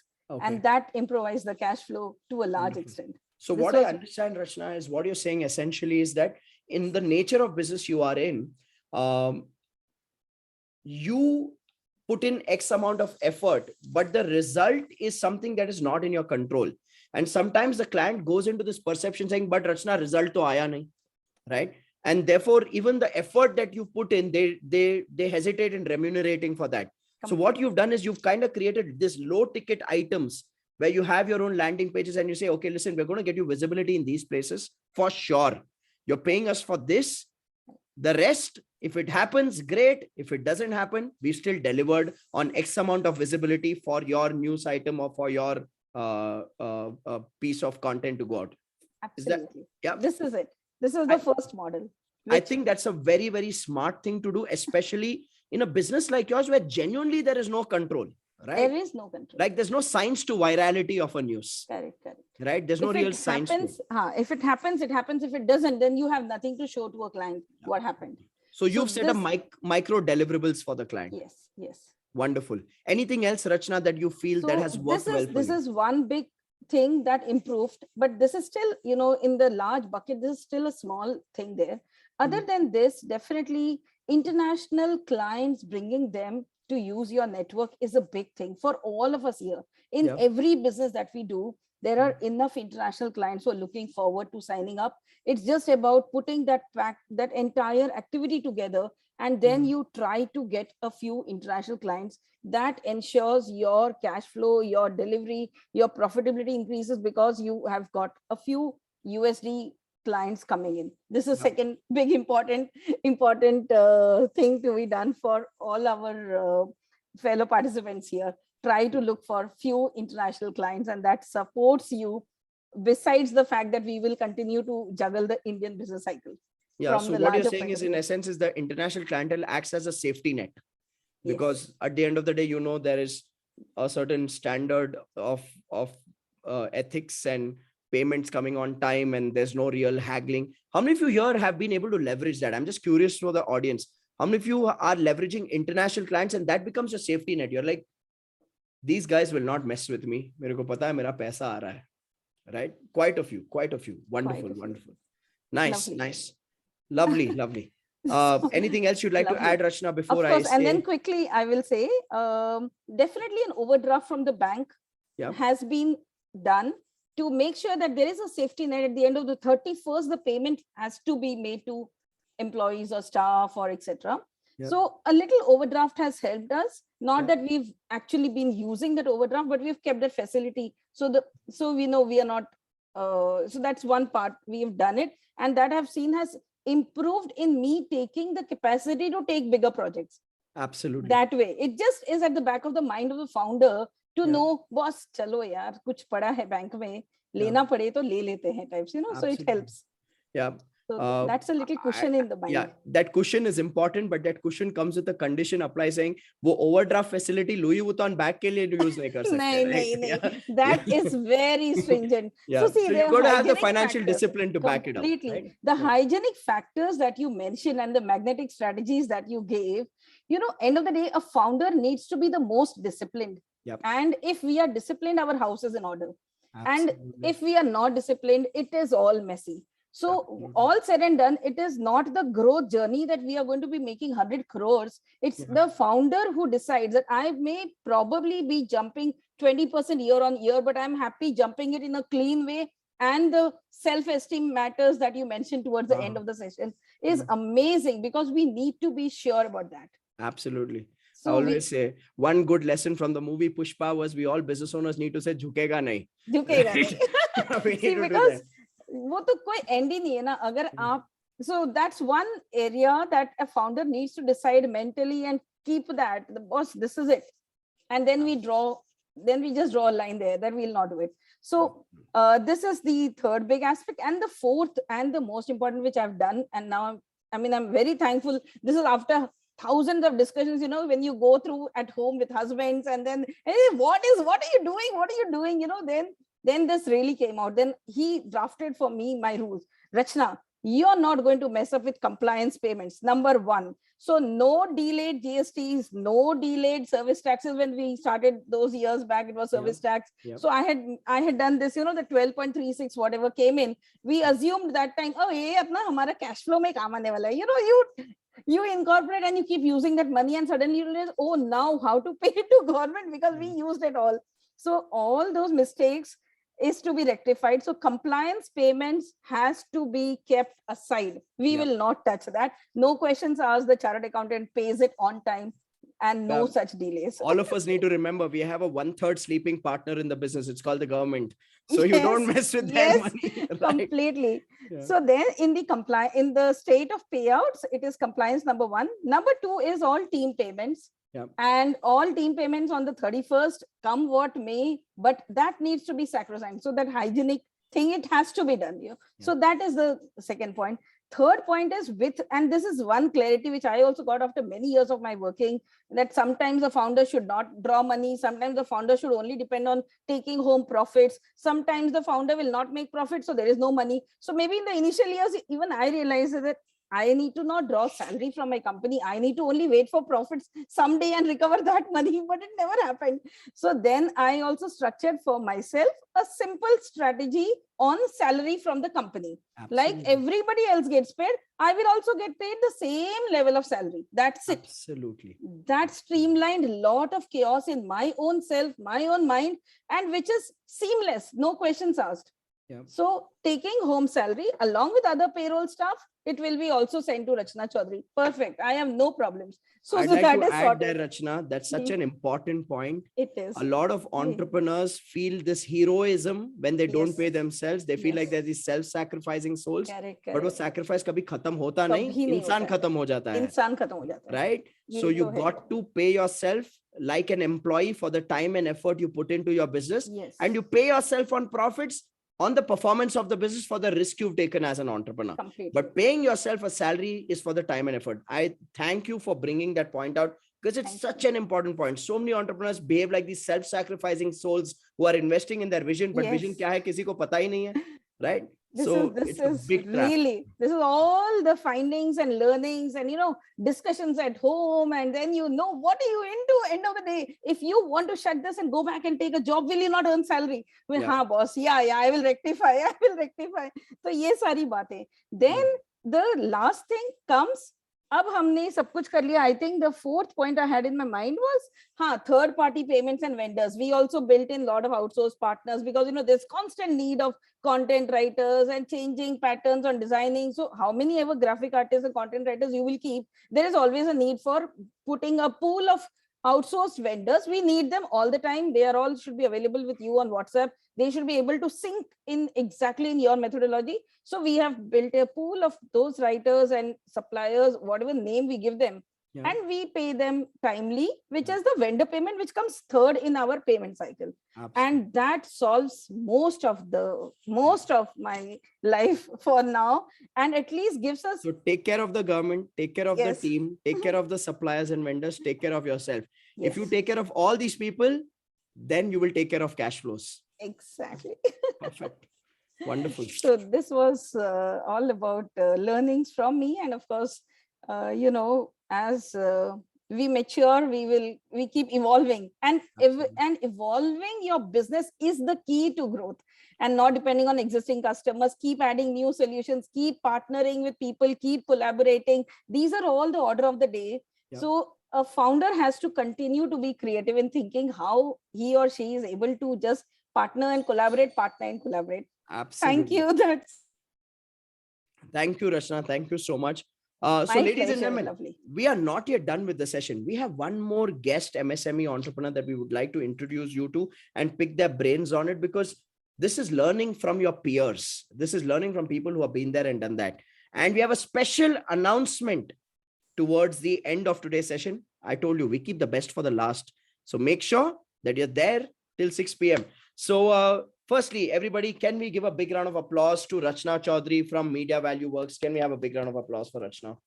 Thank you, Rachna. Thank you. Love your energy. I really love your energy. Thank you. And the last, yeah, cool. Thank you. Last is build relations with customers.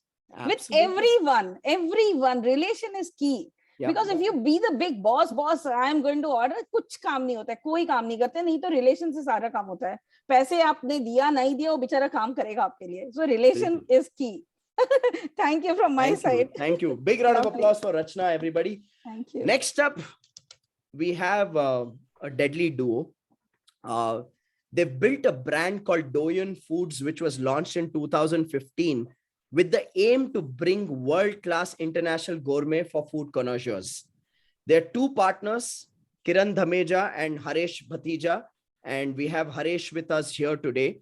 And they have a collective experience in brand management, advertising, and venture capital. But for them, Doyen is a labor of love. It's a culmination of their efforts to present classy, indulgent, yet affordable luxury food through their brand of Doyen. So what they do as Doyen is they bring a delightful range of over 50 varieties of filled and coated dates, figs, and apricots, which are a true delight to your senses. So ladies and gentlemen, from Doyen Foods, we have Haresh Bhatija here. A very warm welcome to you, Haresh. Can you hear me? I can hear you. So Haresh, so we spoke to Rachna a little just now, and she's more on the services side. But you are in the space of building a brand. You are in the space of having your own production facility, a world-class production facility. I'd like to understand from you, in the nature of work or in the nature of business that you are in, how does this topic of today of cash flow management play a role? What are the typical hindrances and challenges you face? Because we heard from Rachna from a services business point of view. Would love to hear your thoughts. Yeah, so just to give you a little background, we are about a 6 or 7 year old company. So in terms of our life cycle and also in terms of our mindset, we are very much a startup company. So like many of the SMBs and SMEs here, the typical challenge that you face is how do you scale your business up? So as long as you're addressing that question, you'll continue to be in the startup mind zone, right? Yeah. So we are in that mind zone at this point of time. And that's a kind of an attitude that kind of percolates down into the organization. And as long as that attitude is there, you're always constantly checking what you're doing and how you can maximize every dollar that you're putting into your business, right? Yep. So when it comes down specifically in terms of building a brand, and we are just to give a background, we are a specialty in terms of we focus only in foods of the Middle East. Yep. Right. So we don't do any cuisine or any product which doesn't fall under the gamut of a Middle Eastern or a Mediterranean cuisine. So we're very focused in terms of the kind of products that we put out in the market. So when you spoke about creating differentiator, this kind of resonates with us now. We are a company where whether it's the consumer or whether it's the industrial customer, in our case, it's the hotels and restaurants. So when they are looking for something which is a Middle Eastern ingredient or a Middle Eastern product, Doyen happens to be the first port of call for them. So that's the kind of differentiator we've kind of built, and it's been built over design. But when you kind of relate it to the cash flow, it now strikes us back that the reason why we have had a kind of an upper hand while we talk to some of our customers is because of the kind of niche that we have created, right? And we will continue to kind of remain a very niche, brand going forward. So while many customers come and ask us, do you have for example, a peri-peri seasoning. We said peri-peri doesn't fall on the Middle East, and so we don't do it, right? You are always tempted as an entrepreneur, okay, let me add this also to my portfolio because there's a demand for it. But we kind of, we say no, we will remain extremely focused in terms of what our vision is and what the brand stands for. So that has kind of helped us in terms of opening doors. Just to give you an example, if you want to place your brand in some of the modern retail outlets, there's a listing fee that they charge you. Yeah. Thankfully, we've not paid a single pie when we've placed our brands in any of the modern outlets because they feel that this is the category which is missing in their entire portfolio, and that kind of is kind of helped us a lot. So you've truly picked on a niche, and you've mastered that niche in a manner where the consumer values the differentiation, the exclusivity you are bringing. You're not just another food or ingredient supplier for them. You're a category which is very, very unique. And that's what gives you leverage. Absolutely. What Ching's is to Chinese is what Douyin is to Middle Eastern food, if I have to give you an example. Nice.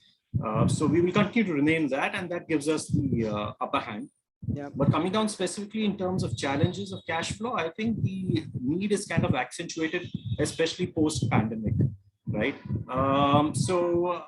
When we started off a business, we wanted to be a D2C brand, a direct-to-consumer brand, right? And in the first 3-4 years, we had kind of focused in terms of how do we create touch points where a brand can actually reach the consumer. So we had a website from day one, right? So we were e-commerce from the day one when we started off. Then we started getting into, putting the brand in the offline retail channels. So we had certain gourmet stores which were stocking our products. Then we had opportunity to put a shop in shop, right?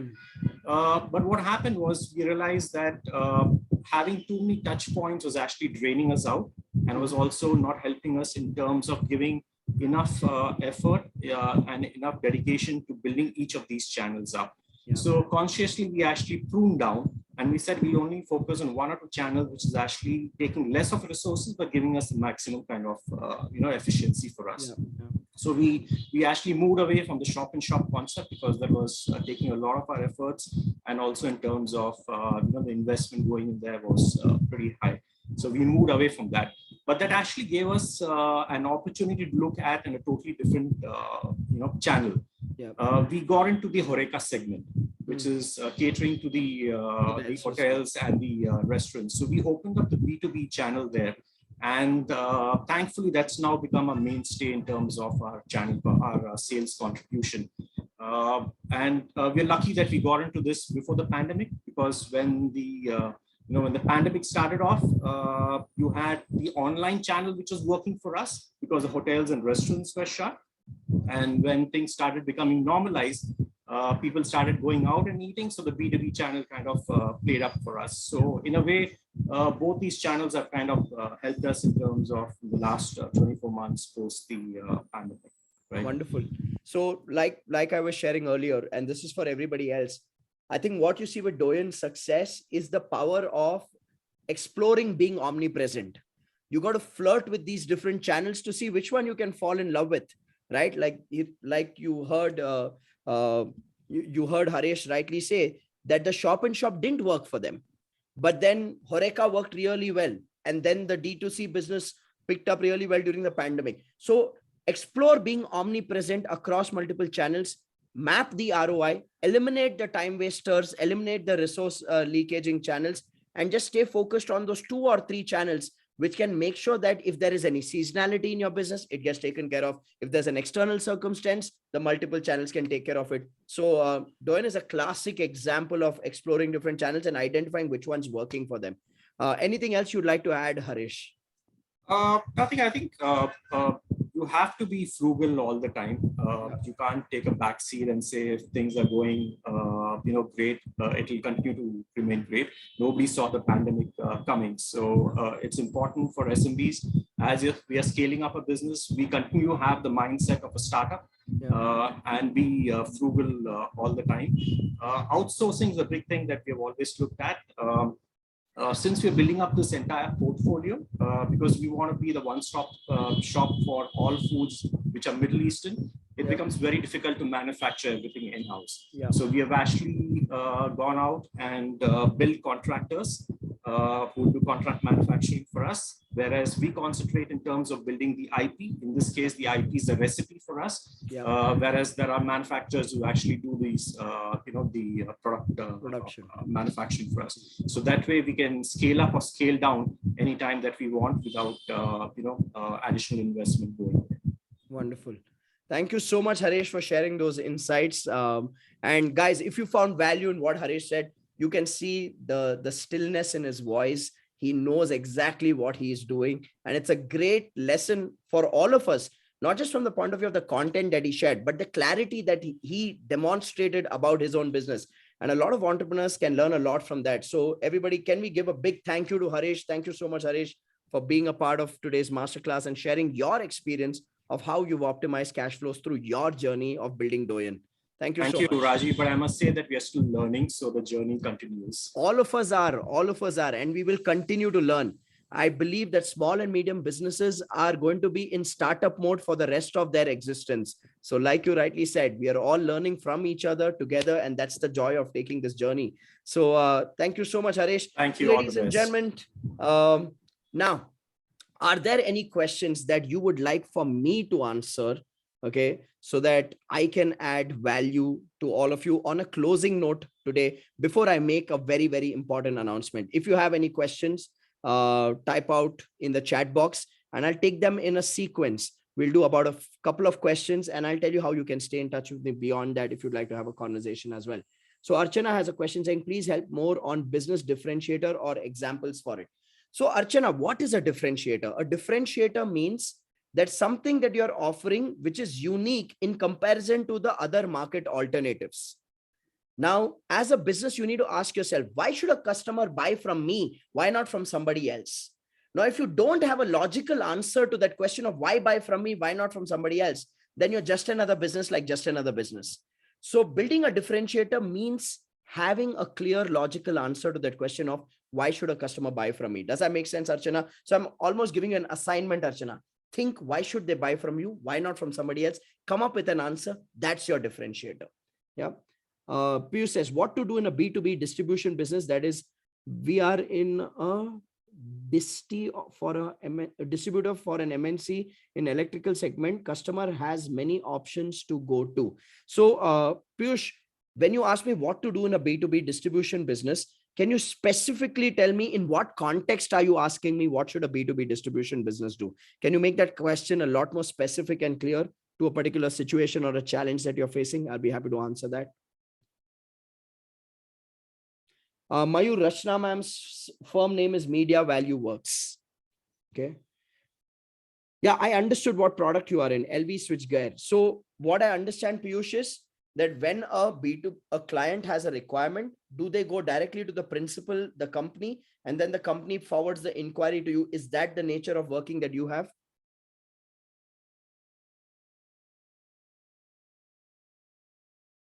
Does the inquiry come to you from the company or do you generate these inquiries yourself? Okay, we also get clients. Okay, now what you would have noticed, Piyush, is in a distribution model where there are multiple distributors and clients are aware of that, it's purely a price game. It's purely a price game because who's giving better credit period, who's giving better pricing gets the project. It's an L1 game. Now, while you're playing that game, what ends up happening is this: the principal company uses you as a focused financer. If they bring you an inquiry, they say, listen, this is the inquiry. Will you supply at this rate and give this much credit period? Then we will forward the inquiry to you. Do you face that kind of a situation, Piyush? Piyush says bingo. Right. Now, what happens is this. Technically speaking, and this is something that I always say to my clients who are into distribution, wholesale, or any kind of trading model, you are in a finance business, not really in a business. Your business is a finance business. The project that you can finance is the project that you will bag. The project that you can't finance is a project you will not bag. It's a very focused financing model. So for someone like you, Piyush, I always recommend to build a hybrid business model. What do I mean by hybrid business model? You're doing distribution at one level, which is driven on money, which is driven on credit period, which is driven on pricing. What I would request you to explore is beyond your distribution business. Can you get into manufacturing? Can you get into services? Or can you become an aggregator in your space? Or can you build a technology in your space, something related to your space? Because when you add another dimension and build a hybrid business model, you create opportunity for scale without necessarily depending on capital and money.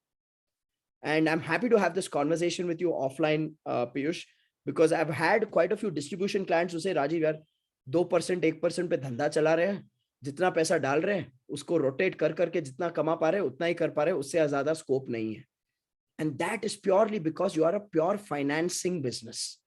So that's why for a business like yours, you need to look at building a hybrid business model. You need to look at a hybrid business model. Oh, Piyush says you touched the right chords. Awesome. Thank you. Let's look at the next question. The next question was from Rahul Oswal. Rahul says, Rajiv, eye breaking session. Baba, aankhein theek hai na? I didn't want to break anybody's eye. I wanted to open them. Okay, he says, I own a premium fitness club and I see due to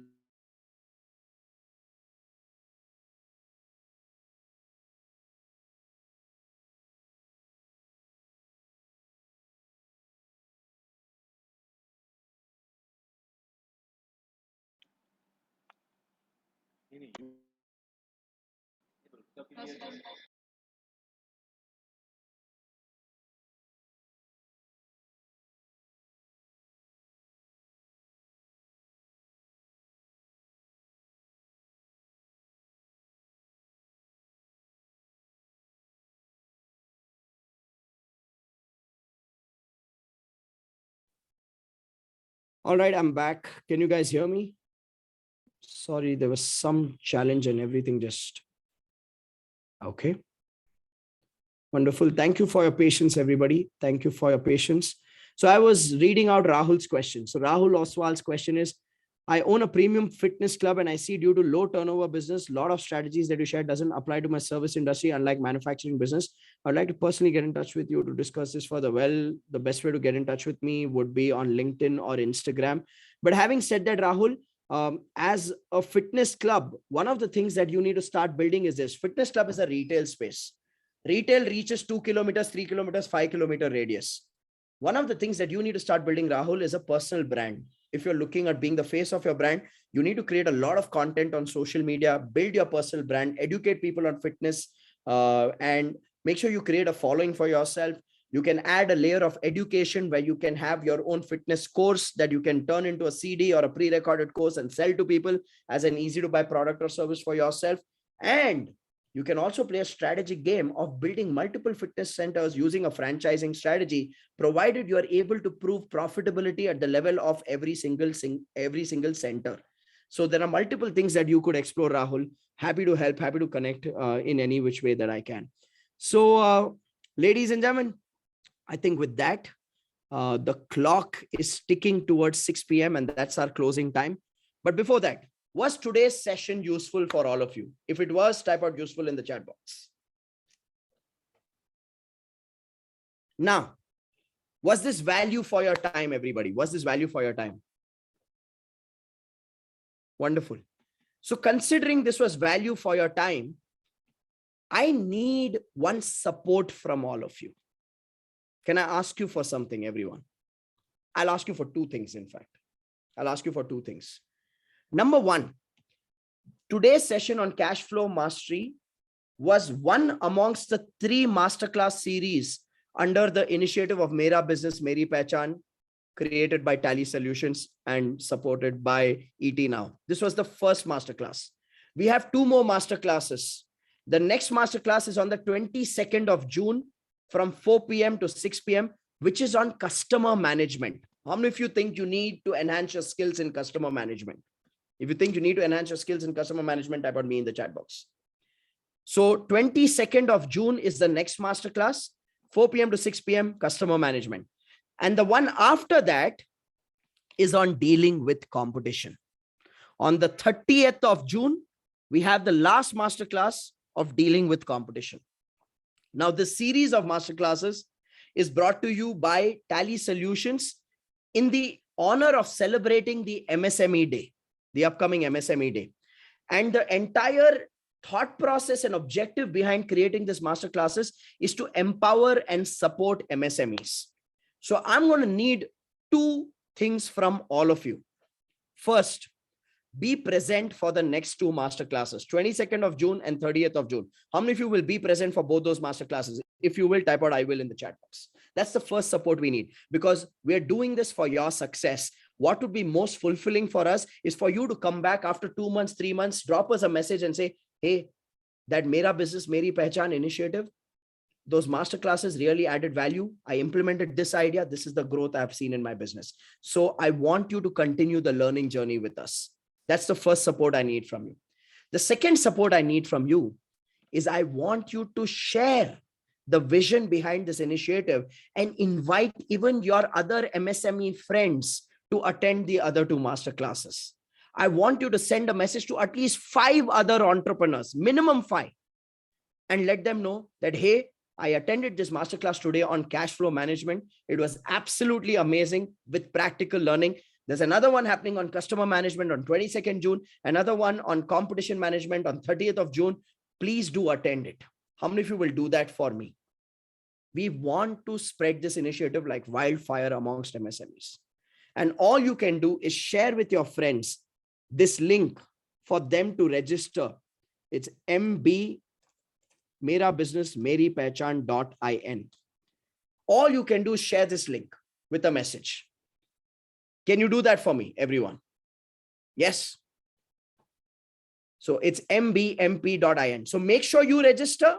Make sure you ask your friends who are MSME entrepreneurs to register as well. All of this support is coming to you thanks to the vision of Tally. So make sure you support us in spreading this awareness and education to more small and medium businesses. Okay. I'll send out that link again in the chat box. Give me a moment. It's mbmp.in. Mera Business Meri Pehchaan.in. So with that, ladies and gentlemen, we come to the end of today's masterclass. I look forward to seeing you in the next one on 22nd of June. And as we say goodbye, here's something that you can do.